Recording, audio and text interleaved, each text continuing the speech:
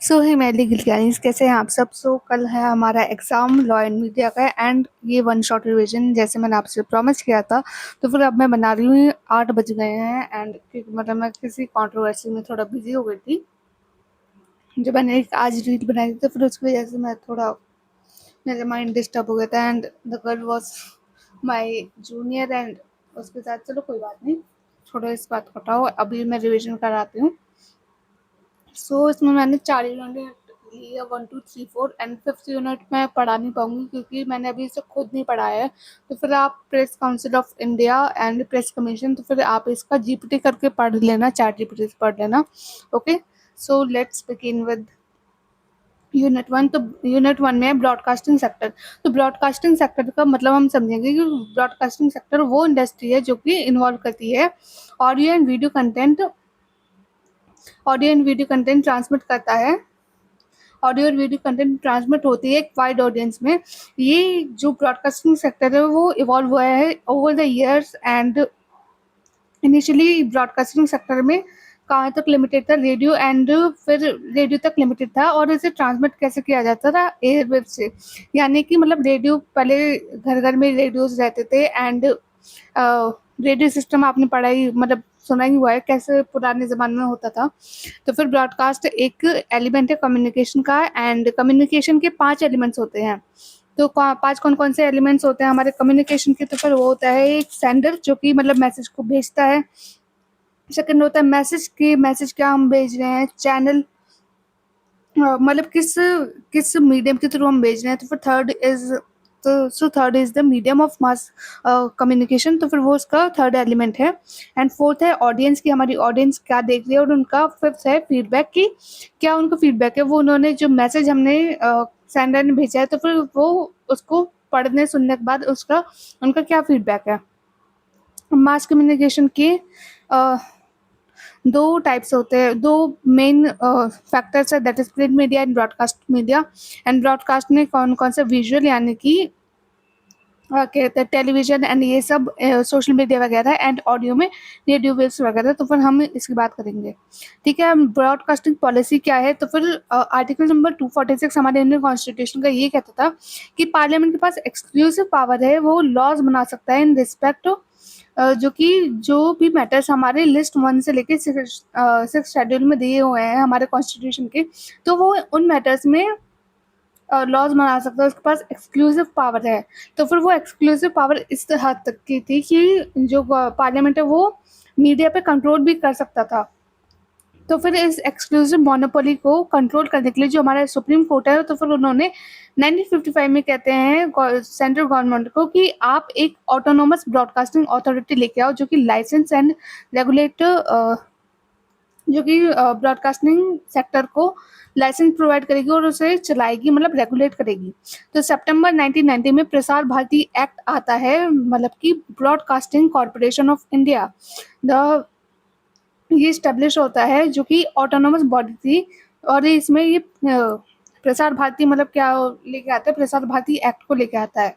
अब broadcasting code क्या है हमारे इंडिया का। तो फिर ब्रॉडकास्टिंग कोड जो करंट ब्रॉडकास्टिंग कोड है वो एआईआर कोड ऑफ 1970 के ऊपर बेस है, मतलब AIR code all India radio code of 1970 पे बेस है करंट ब्रॉडकास्टिंग पॉलिसी का कोड। जो कि क्या क्या कहता है कि हम जो मीडिया है वो क्रिटिसाइज नहीं करेगी फ्रेंडली कंट्रीज जिसके साथ उन कंट्रीज पे क्रिटिसाइज नहीं करेगी जो जिसके साथ हमारे फ्रेंडली रिलेशन है। फॉर एग्जांपल नेपाल के साथ हमारे फ्रेंडली रिलेशन, भूटान के साथ है हमारे फ्रेंडली रिलेशन एंड यूएसए के साथ। तो फिर मीडिया तो इस चीज़ को उन कंट्रीज़ को क्रिटिसाइज नहीं करेगी, ऐसी चीज़ पे कंटेंट नहीं बनाएगी। और कंटेम्प्ट ऑफ कोर्ट यानी कि अगर किसी कोर्ट ने मतलब सुप्रीम कोर्ट ने या फिर high court, let's say high court ने कोई डिसीजन लिया तो फिर वो उसके अगेंस्ट नहीं बोलेगी, मतलब कि अगर कुछ सही को सही दिखाएगी एंड गलत को गलत दिखाएगी। ये कहा है, इसका मतलब मेन पर्पस ये है। वो किसी के रिलीजन पर मतलब कि कोई हिंदू मुस्लिम या फिर सिख ईसाई वाला वो नहीं करेगी या किसी कंट्री को पे अटैक नहीं करेगी। इंसाइटमेंट मतलब कि जो भी वायलेंस हो रहा है, मतलब ऐसे कोई चीज़ को प्रमोट नहीं करेगी जिससे कि हमारे कंट्री के लॉ एंड ऑर्डर में वायलेंस आए, मतलब लोग एक आपस में लड़े और जो लॉ एंड ऑर्डर है वो उसका मेंटेनेंस ना हो। ऐसी चीज़ें नहीं दिखाएगी जो ऑप्शन यानी कि जो अशोभनीय हो, मतलब ऑब्ससीन का मतलब होता है अशोभनीय, और डिफेमेटरी मतलब कि किसी के बारे में मतलब गलत इन्फॉर्मेशन ना फैलाए, किसी पॉलिटिकल पार्टी, किसी क्या कहते हैं प्रेसिडेंट, गवर्नर, पीएम, ऐसे ही उनके बारे में कुछ उल्टा सीधा नहीं दिखाएगी। मतलब अगर वो सही है तो फिर उन्होंने सही से सही का सही दिखाए, एंड गलत भी दिखाए तो फिर विद प्रूफ दिखाए कि हाँ, जो गवर्नमेंट है वो यहाँ पे इस चीज़ के ऊपर गलत है, एंड हमारे पास ये प्रूफ है कि हम इसलिए इन्हें गलत कह रहे हैं। एंड एज पर्सन, जैसे मैंने आपको बताया डिफेमेटरी में, कि प्रेसिडेंट, गवर्नर एंड जुडिशरी के अगेंस्ट नहीं बोलेगी मीडिया, एंड अगर मतलब सही है तो सही को सही कहे एंड गलत को गलत कहे। वो किसी पॉलिटिकल पार्टी पर बाय नेम वो अटैक नहीं करेगी, and anything showing disrespect to the constitution of, और ऐसे कोई चीज़ नहीं करेगी जिससे कि हमारे कॉन्स्टिट्यूशन ऑफ इंडिया की डिसरिस्पेक्ट हो। तो एथिक्स क्या है, मतलब ये एथिक्स है, एथिक्स मतलब कि जो मॉरलिटी होती है ब्रॉडकास्टिंग, तो फिर वो ये है कि सिमिलर टू दोज फॉर, मतलब कि ये जो भी मैंने ऊपर आपको ये 6-7 पॉइंट बताए हैं, तो फिर ये प्रिंट मीडिया के लिए भी, ये तो ब्रॉडकास्टिंग मतलब कि ऑडियो एंड वीडियो कंटेंट के लिए था, लेकिन प्रिंट मीडिया यानी कि न्यूज़पेपर मैगजीन्स के लिए भी ये 6-7 पॉइंट्स चीज़ों को फॉलो करेगी। मतलब ब्रॉडकास्टिंग AIR कोड ऑफ 1970 को फॉलो करेगी। एंड अगर जो क्या कहते हैं रिपोर्टर्स को कोई चीज़ रिपोर्ट कर रहे हैं, मतलब वायलेंस या फिर कम्युनल डिस्टर्बेंस से रिलेटेड, तो फिर वो उसमें कॉशन, मतलब कि ऐसी चीज़ें ना बोले कि किसी कम्युनिटी को की डिसरिस्पेक्ट हो या फिर किसी कम्युनिटी की वैल्यूज़ को हार्म हो। ये रिप्लाई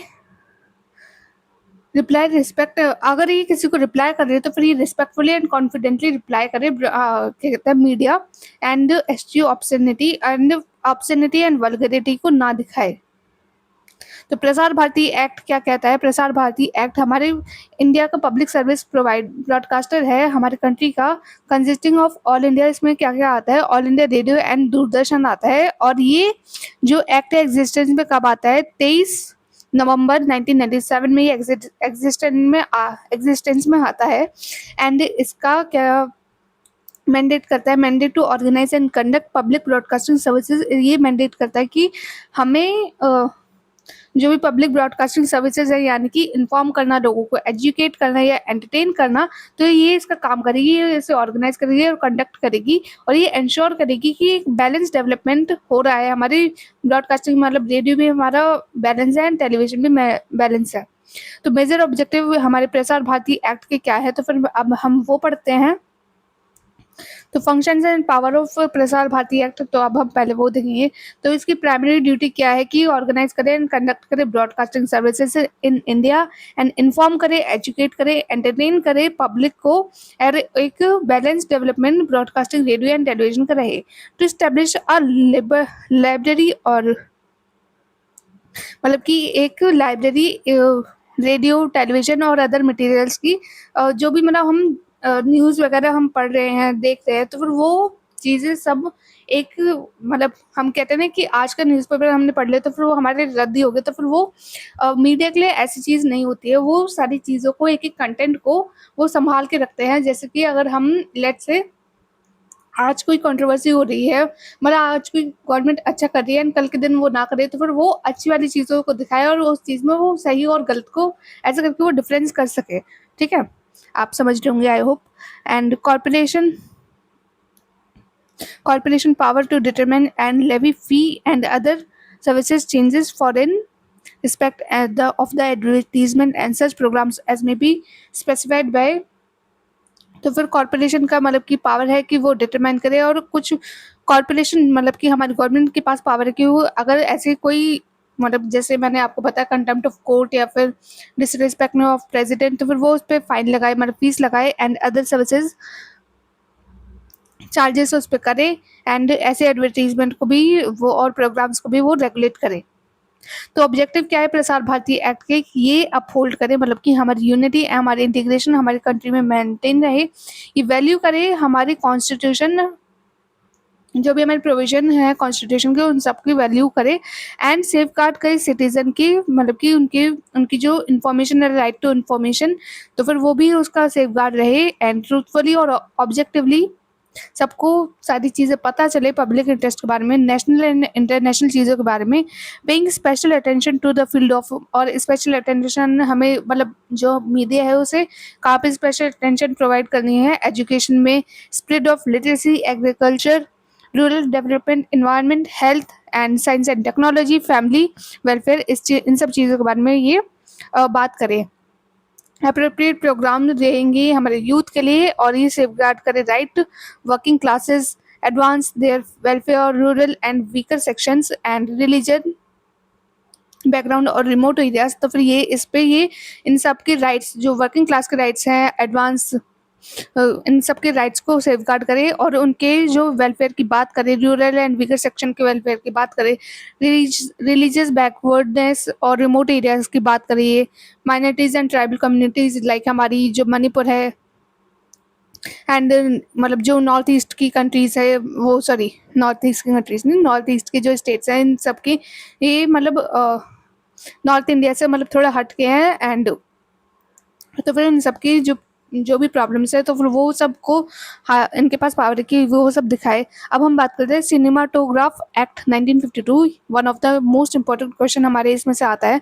तो cinematograph act 1952 was enacted by parliament. तो फिर सिनेमाटोग्राफ एक्ट 1952 पार्लियामेंट लेके आता है, जिससे कि ये इंश्योर कर सके फिल्म्स, जो भी हमारी फिल्म्स, जो हमारे क्या कहते हैं पिक्चर्स, सॉरी फिल्म्स जो आ रहे हैं, तो फिर वो ऐसे हों कि हमारे इंडियन सोसाइटी में उस वो एक्सेप्टेबल हो। मतलब कोई भी हम ऑब्सैनिटी, कोई भी हम डिफेमेटरी या फिर सेडिशन वाली चीज़ें हम अपनी फिल्म्स में ना दिखाएं। हम हमारा मतलब फिल्म इंडस्ट्री के पास आर्टिकल 19(1)(a मतलब कि freedom of speech and expression भी है, एंड वो जो हमारे आर्टिकल 19 क्लॉज 2 में इंडियन कॉन्स्टिट्यूशन में बात की गई है, यानी कि ऑब्सैनिटी, वल्गैरिटी एंड सेडिशन ये सब ना दिखाए मूवीज वगैरह में। ओके, एंड इसको सिनेमाटोग्राफ एक्ट को सर्टिफिकेशन और रिजेक्शन टू ग्रांट सर्टिफिकेशन और rejection to regulate the public exhibition of film by means of cinematograph. तो ये मतलब कि सर्टिफिकेट हमें हमें पता है कि कोई भी फिल्म आती है तो फिर उसमें कोई कोई फिल्म बीच में रुक जाती है, मतलब कि वो रिलीज होने से पहले रुक जाती है। क्यों? क्योंकि मतलब जो CFBC है, CBFC है, मतलब central board of film certification, तो फिर वो इसको कंट्रोल करता है। वो देखता है कि वो सबसे पहले मूवीज को देखता है, और वो देखता है कि मूवी में कोई ऐसी चीज़ तो नहीं है जो भी मतलब सेडिशन या फिर किसी फ्रेंडिव कंट्रीज को हम क्रिटिसाइज कर रहे हैं, या फिर मतलब कोई ऐसी चीज़ जो कि सोसाइटी की मॉरल वैल्यूज़ को हार्म करे, लोगों को हार्म करे, बच्चों की थिंकिंग एंड वुमेन इंडेसेंसी को वो सब रिप्रेजेंट ना करे। तो फिर ये CFBC का ये काम है। ओके, तो पार्ट्स ऑफ CFBC, तो फिर इसमें CBFC मतलब central board of film certification में कितने एक चेयरमैन होते हैं और 12 से 25 मेंबर्स होते हैं, जो कि कौन अपॉइंट करता है? हमारी सेंट्रल गवर्नमेंट। एंड इनकी कैटेगरीज क्या क्या है? मतलब ये यूनिवर्सल, ये किस तरीके के सर्टिफिकेट्स देती है? मतलब कि एक तो होता है universal granted to the universal, एक तो ये होता है यूनिवर्सल सर्टिफिकेशन, यानी कि ये उन फिल्म को दिया जाता है जो कि सुइचेबल है, मतलब सूटेबल है पब्लिक एग्जीबिशन फैमिली, मतलब ये इस उन फिल्म को फैमिली या फिर कोई भी बच्चा बैठ के देख सकता है विद नो एज बार, मतलब कि उसमें कोई एज बार नहीं रहती है। और एक होता है एडल्ट ओनली, मतलब कि उसको सिर्फ 18+ वाले ही देख सकते हैं। उसमें रेस्ट्रिक्शन रहता है कि जो भी बच्चा 18 साल से कम है तो फिर वो उस चीज़ को नहीं देखेगा। ये ऐसे 2 प्रकार के इसकी सर्टिफिकेट्स होते हैं। अब एथिकल इश्यूज क्या है हमारे एंटरटेनमेंट के? तो फिर सेंसरशिप या 2 टाइप्स की 2 चीज़ होती है, एक होता है एथिक्स और एक होती है सेंसरशिप। तो सेंसरशिप कौन इम्पोज करता है? सेंसरशिप मतलब कि आप सबसे पहले वो समझो कि क्या कहते हैं, कुछ वैल्यूज होती हैं, मतलब कुछ रूल्स एंड रेगुलेशंस होते हैं जो कि हमारी गवर्नमेंट इम्पोज करती है मीडिया पर और क्या कहता है फिल्म इंडस्ट्री पे, कि आप इन चीज़ों को रिप्रेजेंट नहीं करेंगे। तो फिर सेंसरशिप का मतलब वो होता है तो कि कोई गवर्नमेंट अथॉरिटी थ्रू लॉ उस चीज़ को, उन रेस्ट्रिक्शन को इम्पोज करे। अब एथिक्स क्या होता है? एथिक्स होता है self imposed bye individuals and media professionals. Ethics से मतलब कि कोई मीडिया प्रोफेशनल या कोई इंडिविजुअल अपने इंडस्ट्री पे कुछ रूल्स एंड रेगुलेशंस बनाए और वो उस पर चले। अब इसके की पॉइंट्स क्या है? While advertisers and public relations practitioners have developed their own codes of ethics. तो जो advertisers and public relation practitioners है, उन्होंने खुद की कोड ऑफ एथिक्स को बनाया है। एंड जो film industry does have guidelines CBFC. तो फिल्म इंडस्ट्री की खुद की गाइडलाइंस है, मतलब कि सीबीएफसी भी उन्हें देखता है और सेल्फ रेगुलेशन बॉडीज भी हैं, लेकिन उनका कोई यूनिफॉर्म बाइंडिंग कोड नहीं है। जैसे कि इनके सेंसरशिप हमारी मीडिया पे लग जाती है, वैसे फिल्म इंडस्ट्री पे नहीं है। तो सीबीएफसी जो है वो सर्टिफाई करता है फिल्म्स को और on government based on government guidelines. Need for ethics in cinemas and mass media. So ethics in entertainment is necessary. तो हमारे जो एथिक्स, मतलब कि जो सेल्फ इम्पोज सेल्फ रूल क्या कहते हैं, हमारे एंटरटेनमेंट में यानी कि फिल्म इंडस्ट्री में बहुत ज़्यादा नेसेसरी है। क्यों? क्योंकि हम ऐसी चीज़ों को ना प्रमोट करें जो कि इन्फ्लुएंस करे, जो कि हार्मफुल इन्फ्लुएंस करे हमारे चिल्ड्रन पे और सेंसिटिव ऑडियंस पे। फिल्म मेकर्स की रिस्पॉन्सिबिलिटी है कि वो सोसाइटी के मॉरल वैल्यूज़ को रिस्पेक्ट करें। एंड मतलब कि क्योंकि हमारे फिल्म्स बच्चे भी देखते हैं, बड़े भी देखते हैं, सेंसिटिव पीपल भी देखते हैं। दैट सेंसिटिव पीपल मतलब कि those who are mentally disturbed, तो फिर वो सब भी देखते हैं। And very few film portrays woman. तो फिर बहुत कम ही फीमेल पोर्ट्रेज को, मतलब जो फिल्म होती है वुमन से रिलेटेड, तो फिर वो बहुत ही कम फिल्म इंटेलिजेंट मतलब दिखाती है वुमन को as an intelligent, independent and hard working woman.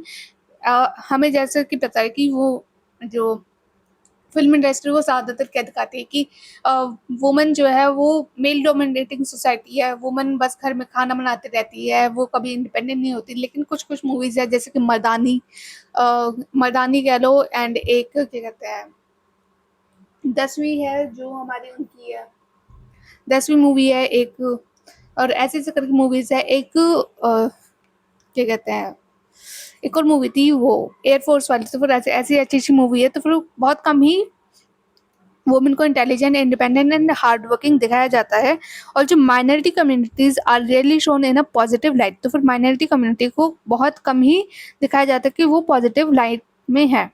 Ethical content concern, respect for the sensibilities of the audience and India's culture, pluralism, diversity of religion, language and culture. So ethical concern क्या है? Respect for the sensibilities of the audience and India's culture, cultural pluralism, diversity of religion, language and culture. So violence हमारा होता है violence in media. Violence in the ethical context of entertainment refers to the portrayal of physical force intended to harm. तो हमारे violence होता है media में, मतलब कि एथिकल कंटेंट और कॉन्टेक्स्ट ऑफ एंटरटेनमेंट में वायलेंस होता है। इसका मतलब कि पोर्ट्रेल ऑफ फिजिकल फोर्स, मतलब कि हम किसी को क्या कहते हैं, मारपीट वाले सीन मूवीज में आते हैं, यानी वो सब आता है। तो फिर ये हार्म करती है, इसका मतलब ये जो पोर्ट्रेयल्स है, मतलब ये जो मूवीज़ है वो हार्म करती है, इंजर करती है, या फिर किसी को मतलब कि किसी कैरेक्टर को मारने की उकसाती है। तो फिर ऐसी फिल्म्स, ऐसे टेलीविज़न एंड ऐसी वीडियो गेम्स मॉरल कंसर्न को जागरूक करते हैं हमारी सोसाइटी में रिगार्डिंग इट्स, मतलब ये ऐसे मतलब अगर हम ऐसी चीज़ों को दिखाने लगे कि किसी को मारना, किसी को हार्म करना, इंजर करना अपने पर्सनल मोटिव के लिए, तो फिर ये मॉरल कंसर्न हमारी सोसाइटी में लेके आएगा। और अगर हम ऐसी चीज़ों को प्रमोट करते हैं तो फिर लोग इससे इन्फ्लुएंस होता है, ये नेगेटिव इन्फ्लुएंस है। अरे यार आ गया, सॉरी। सो नेगेटिव इन्फ्लुएंस करेगा हमारे ऑडियंस को, उनके एटीट्यूड में, उनके बिहेवियर में चेंज आएगा। And media responsibility and self regulation, media has ethical duty to consider effects. तो मीडिया की एथिकल ड्यूटी है कि वो ऐसी चीज़ों को मतलब वो चीज़ ना करे। तो फिर इसकी वजह से क्या क्या आया, फिल्म सर्टिफिकेशन बोर्ड आए, ब्रॉडकास्टिंग अथॉरिटीज़ आए। इनका एम क्या है? इनका एम है कि वो रिड्यूस करे हार्म को एंड प्रोटेक्ट करे क्रिएटिव फ्री